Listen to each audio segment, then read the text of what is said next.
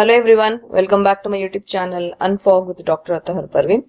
Friends, as we all know, on July 10th, CRIS notification was released in KEA website and we have been updating you related this notification daily from then.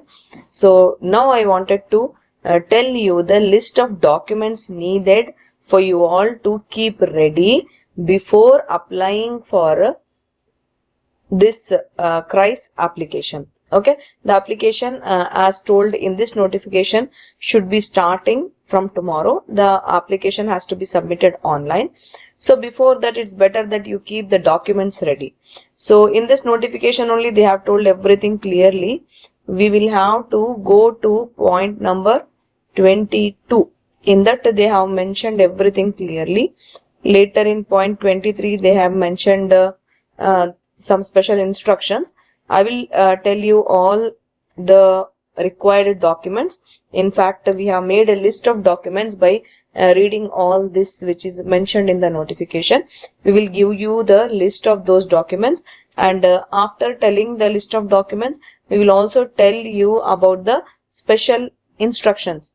Vishesha Suchanegalu they have given in the same notification. Okay, so let us start discussing about the list of documents. So you all can also take the screenshot of the video and keep it with you so that you make the list of documents as a checklist. Okay, so hope that you have subscribed to our channel and you're also taking our videos seriously, because not only giving updates, we are also taking classes regularly for the upcoming notifications. You can find a playlist of 10 classes which we have taken till now in the morning at 5 a.m. we have taken those classes. You can watch those classes and it will surely help you in your preparation. Okay, so let us start with the list of documents first. So here for a CRIS application, the documents which you need before filling out the online application. What is the first one? First is you should have your recent passport size photograph. That photograph soft copy should be in the JPEG format and the size of the photograph should be 50 KB to 200 KB. Okay, so in case your photograph is more than 200 KB, in that situation the photograph will not be uploaded in the online application. So you have to be very careful with the size of your photograph. Then you should also make your signature on a paper and you take the photo of that signature. That photo also should be in JPEG format and the size of the signature photo should be between 50 KB and 70 KB. Okay. Then third important document is your Aadhaar card, because your Aadhaar card number will become your identity for tracking all your details. So that should be there. Then you should be having all your mark sheets, or we say marks cards, for all semesters. Okay. Along with that, no, I mean for all semesters means I am telling about BSc and B.Ed. Okay. Of course, you should have mark this eligibility certificate for your TET also, right? Because you are claiming for that. See, here they have mentioned one thing very clearly, that whatever eligibility certificates you are submitting should all have dates before the notification is released. Means before July 10th, your certificates should have the dates before July 10th. Okay. Then you should have all semester mark sheets. You should have a convocation certificate. If that is not there, you can also get the PDC, provisional degree certificate. That will also do if you don't have convocation certificate for your degree. Then you should have your SSLC marks card. You should have a TC. Okay. Or even cumulative record will do, but it should show your date of birth. In case you are ex-serviceman, then you should have the certificate to claim the reservation. If you are claiming for caste reservation, then you should have a certificate. Either it be SC/ST category 1, 2 or 3, right? So you should have the certificate if you are claiming it.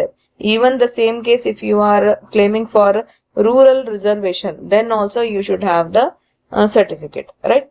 Then if you are claiming for the Kannada medium reservation, then you should have Kannada medium study certificate. And for a third gender certificate, you should be having it which is issued by district magistrate in case you are claiming that reservation. Okay, so now you take the screenshot of these 12 documents which you should have wherever is applicable for you. If you are a general merit candidate, means many things will cut, like 8th document, 9th, 10th, so many documents will cut. Of course, 12th document is only for the third gender claiming thing. That's all. So that will also be excluded in case you are not claiming it. Okay. So these 12 documents are needed. Keep it ready before applying for CRISE post. Okay. Now I wanted to tell you about the important instructions also, because many aspirants are asking us about many questions, so we are not able to answer so many questions personally. So making a video actually helps everyone. It helps all the aspirants to understand the details, and it helps us also because we cannot answer everyone personally. So in detail we are answering all your questions here in this video indirectly. Okay, so what are the special instructions which are given in the point 23 in the notification? First one, though, they are telling that for in-service candidates, you must have NOC. Okay, and then you have to fill the online application carefully, and you have to download and save the copy of that online application along with the fee payment challan, because that will be your future reference. In fact, till you get the job, you should have it, because it will help you even in the document verification. Okay, next, point number 3. No corrections or modifications will be allowed after submitting the online application. This we have told you in the first video of CRISE notification also. So you have to be very careful, because they are not going to open the correction window later. Many aspirants make many mistakes, usually even in TET also, and they come to us telling, madam, what to do? We have made a mistake, how to do corrections. So that is not going to be possible in CRISE case. So you have to be very careful while filling the online application. Then in point 4, they are telling you have to mention your service details correctly in the application. In case you are in service, they are telling. Okay, so if you are providing false information, that will lead to your disqualification from the CET. Okay, then in 5th point, they are telling if the fee payment last date is a public holiday, then next working day will be the last date. That is what they are telling. It should be understood like that. Then in point 6, they are telling the mobile number and email ID entered in the application are final. No changes will be accepted later. They already told no corrections will be accepted later. Okay. Candidates whose qualifying exam results are not declared by the last date of application are not eligible. This is very important. Many aspirants come to us asking, madam, I am in last semester B.Ed. Am I eligible? No, you are not eligible. You should have your mark sheet with dated before 10th July. Then only you will be eligible. Okay.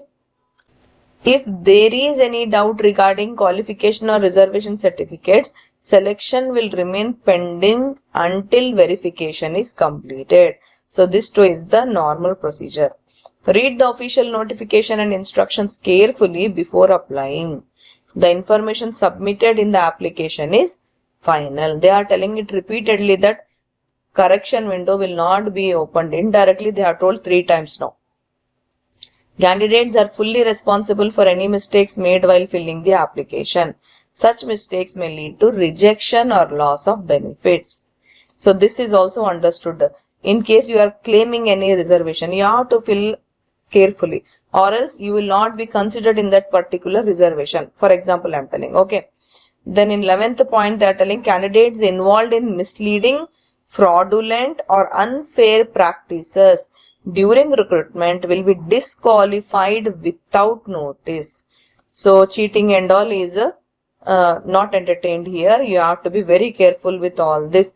You should also be careful with other people who are doing such unfair practices. You should be away from them, because sometimes that situation happens wherein you are not involved, but just because you were talking to them or just because you were standing near to them, you may get caught without even making any mistake. So I always tell aspirants to be careful and be away from wrong people.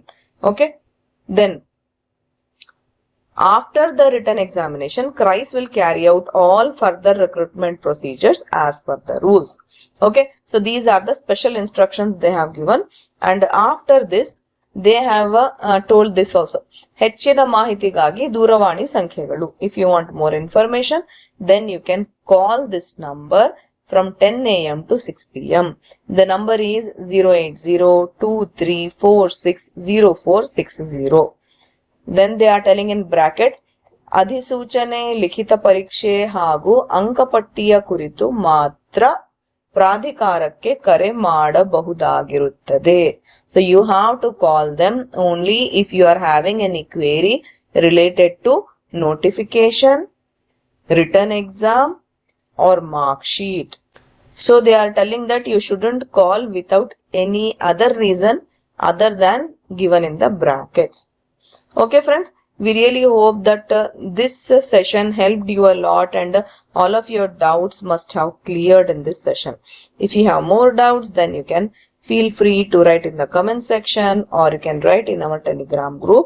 We are trying our best to answer, but because these days we are getting hundreds of messages every day, it is not possible for us to answer everywhere. So please avoid writing in WhatsApp. Please don't write personal messages in WhatsApp also and in Telegram also. Write in the comment section or write in the group. We will try to answer. If not personally, at least we'll make a video on it. Okay. Thank you. All the best. Bye.